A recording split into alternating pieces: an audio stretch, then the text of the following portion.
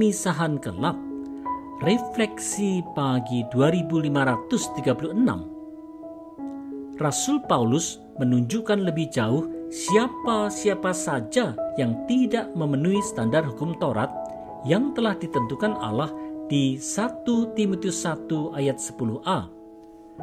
Bagi orang cabul dan pemburit, bagi penculik, bagi pendusta, bagi orang makan sumpah. Saudara-saudara, perilaku yang tidak memenuhi standar Allah yang dinyatakan di hukum Taurat itu termasuk imoralitas seksual, penyimpangan seksual, penculikan untuk perdagangan budak, kebohongan, serta pengingkaran sumpah. Karena hanya Allah yang dapat menentukan keberdosaan seseorang, maka hukum Taurat adalah cara Allah untuk menunjukkan standar hidup kudus yang dikenannya. Bila standar itu dilanggar, maka hal itu adalah dosa yang berupahkan maut. Saudara-saudara, seperti perumpamaan lalang dan gandum di Matius 13, di akhir zaman kelak akan ada pemisahan antara mereka yang dikenan Allah dan tidak. Demikian juga di penglihatan Rasul Yohanes, kelak akan ada pemisahan untuk masuk ke kota Yerusalem baru, seperti yang disampaikan di Wahyu 22 ayat 14 dan 15. Berbahagialah mereka yang membasuh jubahnya. Mereka akan memperoleh hak atas pohon-pohon kehidupan dan masuk melalui pintu-pintu gerbang ke dalam kota itu. Tetapi anjing-anjing dan tukang-tukang sihir, orang-orang sundal, orang-orang pembunuh, penyembah-penyembah berhala, dan setiap orang yang mencintai dusta dan yang melakukannya tinggal di luar. Mari kita camkan ini.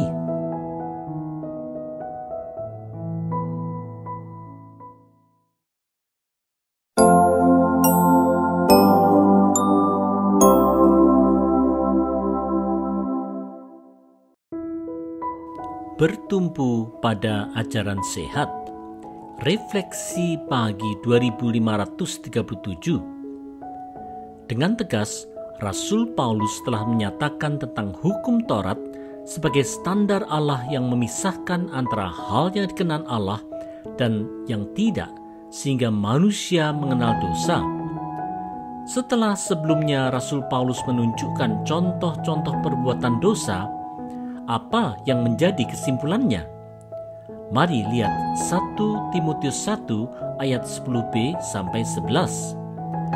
Dan seterusnya, segala sesuatu yang bertentangan dengan ajaran sehat yang berdasarkan Injil dari Allah yang mulia dan maha bahagia, seperti yang telah dipercayakan kepadaku. Saudara-saudara, Rasul Paulus mengajak jemaat Efesus untuk kembali kepada ajaran sehat yang didasarkan pada berita Injil dari Allah tentang penebusan dosa dalam Yesus Kristus. Saudara-saudara, di Matius 5 ayat 17, Tuhan Yesus menegaskan, "Janganlah kamu menyangka bahwa aku datang untuk meniadakan hukum Taurat atau kitab para nabi. Aku datang bukan untuk meniadakannya, melainkan untuk menggenapinya." Penegasan Yesus Kristus ini menunjukkan bahwa standar hukum Taurat yang telah gagal diikuti sebelumnya itu telah dipenuhi atau digenapi oleh darah penebusan Yesus Kristus. Dengan demikian, orang percaya harus mempercayai karya Allah melalui salib Kristus untuk mendapatkan perkenanan Allah serta hidup yang kekal. Inilah ajaran sehat yang harus menjadi tumpuan setiap jemaat Tuhan. Karena itu, marilah kita bertumpu pada ajaran sehat ini.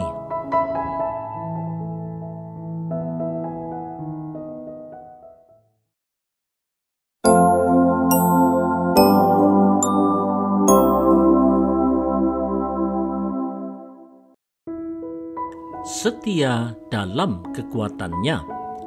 Refleksi pagi 2538. Apa yang menjadi pokok ucapan syukur dari Rasul Paulus terkait dengan pelayanannya. Mari lihat 1 Timotius 1 ayat 12. Aku bersyukur kepada Dia yang menguatkan aku, yaitu Kristus Yesus Tuhan kita, karena Ia menganggap aku setia dan mempercayakan pelayanan ini kepadaku. Saudara-saudara, Rasul Paulus memberi kesaksiannya kepada Timotius bahwa di dalam menghadapi segala tantangan dan pergumulan, ia mendapat kekuatan dari Tuhan Yesus.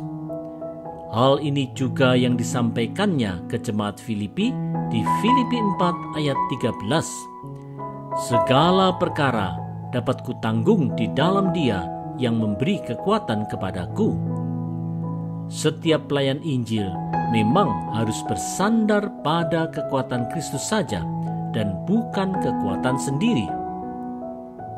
Saudara-saudara, pelayanan pemberitaan Injil bukanlah hanya sekedar inisiatif manusia semata, tetapi pelayanan ini adalah inisiatif dari Tuhan yang mempercayakannya kepada hamba-hambanya. Seperti perumpamaan talenta di Matius 25, Kristus mempercayakan pelayanan Injil kepada hamba-hambanya sesuai dengan anugerah talenta masing-masing. Di dalam keunikan talenta ini, orang percaya dipanggil untuk melakukan pelayanan ini di dalam kesetiaan.